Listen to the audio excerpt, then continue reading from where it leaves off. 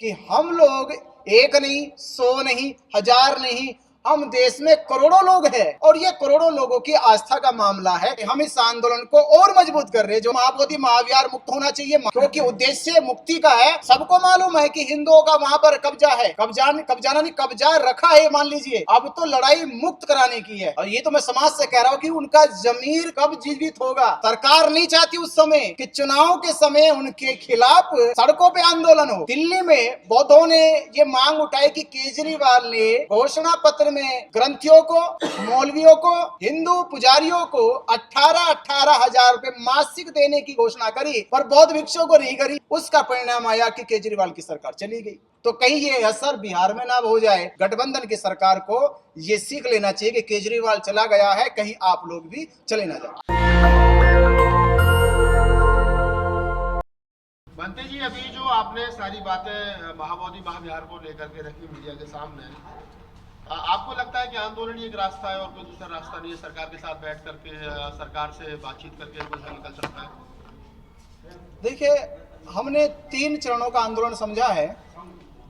पहला चरण होता है कि हम सरकार के साथ 1 to 1 बैठकर एक लिखित कागज उनके पास रखे, टेबल पे रखे कि हमारी ये मांग है।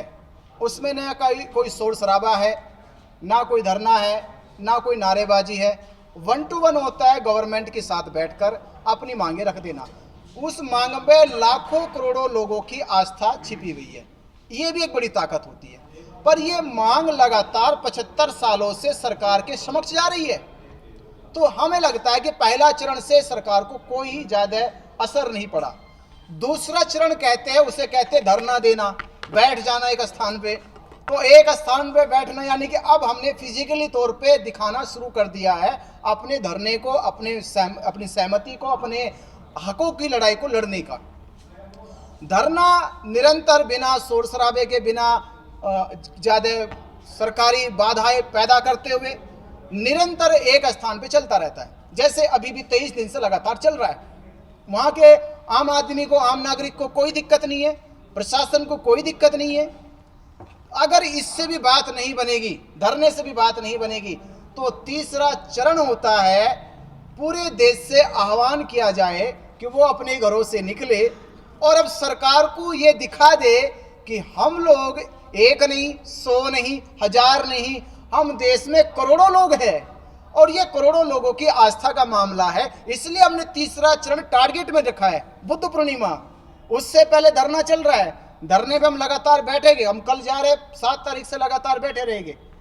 पर 1 अप्रैल से हमने इस गवर्नमेंट को, बिहार सरकार को ये अल्टीमेटम देके जा रहे हैं कि अगर धरने की बात भी आपने हमारी नहीं सुनी तो 1 अप्रैल से देश भर के लोग बुद्ध पूर्णिमा मनाने के लिए बोध गया पहुंचेंगे।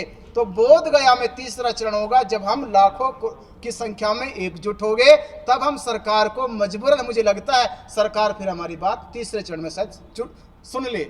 इसलिए हमने ये प्रक्रिया अपनाई है। अभी बिहार में चुनाव है बनते जी, और आपको लगता है कि सरकार चुनाव के दबाव में भी और फिर आपके दबाव में भी जिस प्रकार से आपने घोषणा की है कि लाखों आदमी बुद्ध पूर्णिमा पर वहाँ पहुँचेंगे, तो सरकार घुटनों पर आएगी? हाँ, ये बुद्ध का दर्शन है। तथागत ने कहा है कि समय देखकर, परिस्थितियां देखकर, व्यक्ति की मनोदशा देखकर अगर बात कही जाए तो 100% बात सामने वाले को समझ आ जाती है। तो चुनाव का जिक्र करते हुए भी मैं यही कहूंगा, सरकारें चुनाव में पब्लिक प्रेशर से डरती है।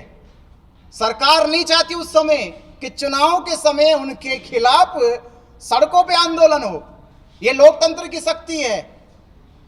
आपने दिल्ली में बौद्धों ने ये मांग उठाई कि केजरीवाल ने घोषणा पत्र में ग्रंथियों को, मौलवियों को, हिंदू पुजारियों को 18-18 हजार रुपए मासिक देने की घोषणा करी, पर बौद्ध भिक्षुओं को नहीं करी।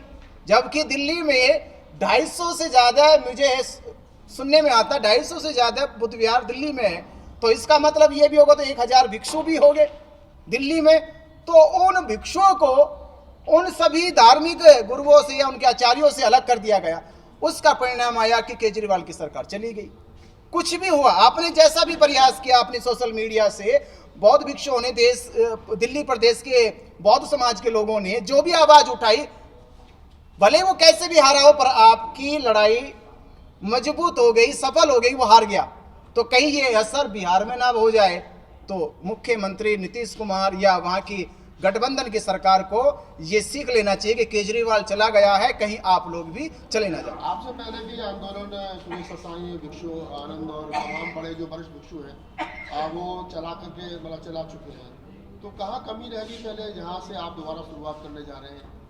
देखिए, शुरुआत तो नहीं कर रहे, इसको तो पकड़ रहे हम। शुरुआत हो चुकी थी, और एक बार में कोई भी चीज पूर्णता नहीं होती है। संविधान लागू हुआ 26 जनवरी 1950 में, पर अभी तक लगातार अमेंडमेंट किए जा रहे।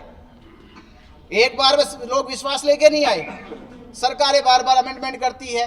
तो यही आंदोलन हम शुरू नहीं कर रहे, हम इस आंदोलन को और मजबूत कर रहे। जो आंदोलन अनागरिक धम्मपाल ने शुरू किया था, जो आंदोलन सुरेश ससाई ने शुरू किया था, भदंत आनंद ने शुरू किया था, बनते प्रज्ञाशील ने शुरू किया था, बनते राहुल करुणाकर जी ने शुरू किया था, तो ऐसे और भी हमारे बौद्ध भिक्षु थे जिन्होंने इस आंदोलन को चलाया। पर इसका मतलब ये नहीं कि वो आंदोलन बेकार रहा। ठीक है कि सफलता नहीं मिली, पर हम अब विश्वास हमें होता है, समाज जागरूक हो गया उसके दौर के बाद, क्योंकि अब आंदोलन जो चल रहा उसे अब 30 वर्ष हो गए, तो 30 वर्षों के बाद आंदोलन भी बदला है, रूपरेखा भी बदली है, सोशल मीडिया की ताकत भी बदली है। तो अब निश्चित ही ये आंदोलन सफलता की ओर जरूर जाएगा। आप लोग क्या पुराने जो आंदोलनकारी भिक्षु थे, आप उनके संपर्क में हैं, या वो आपके संपर्क में, या वो इस आंदोलन का हिस्सा बनेंगे आगे चल करके? हाँ बिल्कुल, सभी लोग साथ में हमारी बात हुई है। बनते जी उसी संगठन से है, बैठे हैं, गुरुजी बैठे हैं, उसी संगठन के, उसी आंदोलन के हिस्सा है, और फोन पे भी वार्तालाप हुई है, वो पूरा समर्थन दे रहे। बस उनकी यही शर्त थी कि ये सेंट्रलाइज बॉडी हो जाए, और कुछ नहीं। वो कहते महाबोधि महाविहार मुक्त होना चाहिए। महाराष्ट्र के बदंत राहुल बोधी ने कह दिया, वीडियो डाल दिया, उनसे तो लोगों की उम्मीद भी नहीं थी। महाराष्ट्र के लोगों ने कहा मुझसे कि बनते राहुल बोधी कुछ नहीं कहेंगे, पर हमने टेलीफोन पे बात की, टेलीफोन पे बात उन्होंने सुनी, सुनने के बाद कहा कि आप लोग प्रयास करो और इस आंदोलन को एक नेतृत्व की ओर लेके चलो, हमारा पूर्ण समर्थन है। पहले जैसे बौद्ध गया मुक्ति आंदोलन समिति थी जिसको लीड कर रहे थे भदंत आनंद, इस बार आप कोई नया संगठन बनाएंगे या कुछ और किस बैनर के पहले चलाएंगे? देखिए, बैनर कुछ नहीं होगा, महाबोधि महाविहार मुक्ति आंदोलन, बस ये बैनर है। महाबोधि महाविहार मुक्ति आंदोलन ये बैनर है, क्योंकि उद्देश्य मुक्ति का है। किसका? महाविहार की। तो महाविहार महाबोधि मुक्ति आंदोलन ही इसका बैनर होगा। भरते जी, जो नेपाल है, चीन, जापान, वियतनाम जो बुद्धिस्ट कंट्री है, क्या वो आपके समर्थन में आ रही है वहां पर? हाँ बिल्कुल, वीडियो डाल ले। अमेरिका में चर्चा है, थाईलैंड में चर्चा है, कंबोडिया में चर्चा है, श्रीलंका में चर्चा है, जितनी भी बुद्धिस्ट कंट्री है उन सब में ये चर्चा हो रही है। सबको मालूम है कि हिंदुओं का वहां पर कब्जा है, पूरी दुनिया को मालूम है। वो लोग आते हो देखते हैं कि उनके महाविहार पर उनकी चेक इन होती है, उनके साथ बदतमीजी होती। कितनी एफआईआर गया के पुलिस स्टेशन में है दर्ज कि वहां से जितने भी बाहर से बुद्धिस्ट लोग आते हैं उनके साथ किस तरह का व्यवहार किया जाता है। वो दुखी है लोग, तो वो चाहते हैं कि इस तरह इस कमेटी से ये महाबोधि महाविहार मुक्त होना चाहिए। वो सब लोग समर्थन में। ये चंदे का मामला है या फिर जो बौद्ध विहार विरासत है उसको कब्जाने की कोशिश है? ये किनका कब्जाने की? जिनका वो जो हिंदू लोग हैं उन्होंने कब्जा रखा, अब तो मुक्त कराना है। कब्जाना नहीं, कब्जा रखा है मान लीजिए, अब तो लड़ाई मुक्त कराने की है। लेकिन बुद्ध तो कहते हैं कि युद्ध नहीं चाहिए हमको, लड़ाई की बात। तो युद्ध हम ही नहीं कर रहे, हम तो मांग कर रहे हैं। बुद्ध कायरता जुबान से मांगा जाता है। बुद्ध कायरता भी सरकार मानेगी आपकी इस तरह जो आंदोलन कर रहा है, बहुत गांधीवादी तरीके से कर रहे हैं सर आप? अभी तो वही है, अभी धरना दे रहे, पत्र दे रहे, उसके बाद एक मुस्तैद होके आवाज देंगे। हो सके कानों में अब उनकी आवाज कम जा रही हो, जब 1 करोड़ लोग की संख्या में आवाज देंगे, हो सके ये आवाज मन तक, दिमाग तक टकरा जाए। लेकिन सिर्फ नालंदा वगैरह बड़े बड़े पुस्तकालय रहे हमारे देश में, वो सब तहस कर दिए गए थे, तो उनका तो मनोबल बहुत ऊंचा है। और ये तो मैं समाज से कह रहा हूं कि उनका जमीर कब जीवित होगा। इतिहासों में तो अपनी सहानुभूति दिखाते हो कि नालंदा जल गया, तक्षशिला जल गया, जाने कितने महाविहार जल गए, सम्राट अशोक के 84,000 जो देश भर में स्तूपा बनाए गए, विहार बनाए गए, वो सब खत्म हो गए। ये तो इतिहास में तो आपकी सहानुभूति है, ये जीते जीते सहानुभूति क्यों नहीं दिखा रहे? ये तो जीते जी की सहानुभूति लो। सवाल ले लेते हैं। अक्सर इस प्रकार के आंदोलनों का राजनीतिकरण हो जाता है, क्या गारंटी है कि आप लोग आगे चल करके आपके बीच में कुछ ऐसे लोग नहीं आएंगे जो राजनीतिक अभिलाषा के लोग होंगे? ये पूरा भिक्खु संघ बैठा है, इनके शरीर पे चीवर है।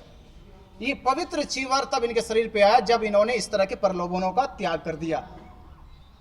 जब प्रलोभन त्याग दिया, गृहस्थी स्वार्थ त्याग दिया, तो अब आप इनसे ऐसी नहीं, आपके बीच में आकाश लांबा जैसे लोग हैं जो भिक्षु नहीं है लेकिन आपके आंदोलन का हिस्सा तो नहीं है। हाँ, वो आंदोलन का हिस्सा है। तो ऐसे लोग कल को हाइट पकड़ गए और वो राजनीति में कहीं चले गए और आप ही के आंदोलन को कहीं कुछ और, मैं एक ही आदमी की बात नहीं कर रहा हूँ, तो इसकी क्या गारंटी है? देखिए, मैं ये कहूंगा, एक माला का एक मोती अगर टूट के बिखर जाए तो उसे माला टूटी हुई नहीं कहते।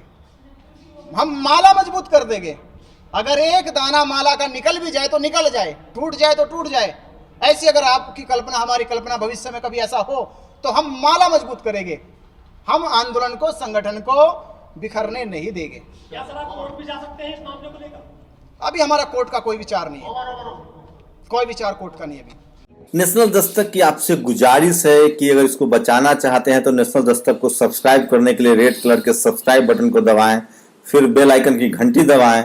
नेशनल दस्तक को बचाने के लिए बहुत जरूरी है कि हर खबर को शेयर करें, लाइक करें, कमेंट जरूर करें।